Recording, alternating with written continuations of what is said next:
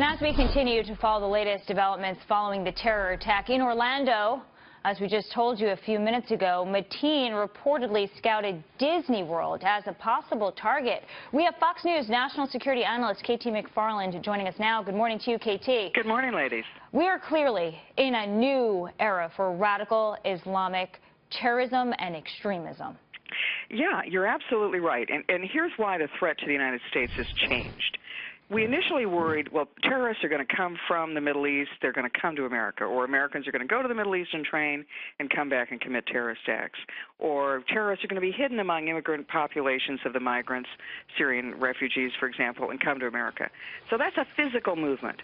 We now have a new thing where terrorism can jump over the national boundary and reach deep into the United States to attract, to recruit, and to train terrorists. So that's the enemy within.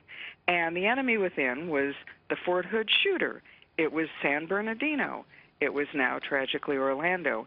And I think that the ease with which radical Islamists can do that jump over the border recruiting is where we're going to see a lot more problems in the months and years ahead. Right. KT, good morning. It's Nicole. Hi, Nicole. KT, we're hearing about an attacker who killed a French police officer and his partner in a suburb near Paris.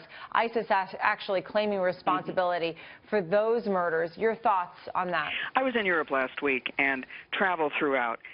The ease with which anybody, once you get into Europe, once you get into maybe the weakest point of entry in Europe, the one that's the least secure, you can travel throughout. And that's what we saw with the Paris and the Brussels shootings, is that maybe they had been European citizens, but they had gone to the Middle East to train, and then they had come back to Europe and moved easily within countries.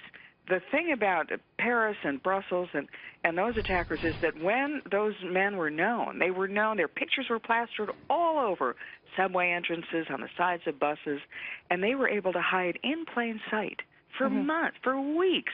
People did see them. People just didn't report them.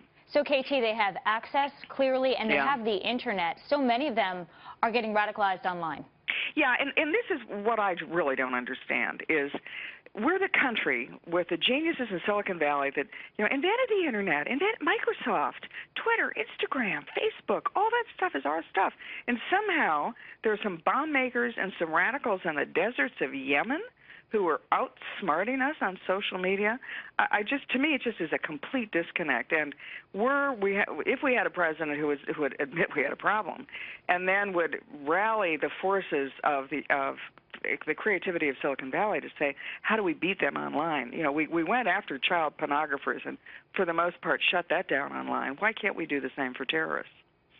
Valid point. KT McFarland, Fox News national security analyst. Thank you for joining us this morning. Thank you. Yesterday.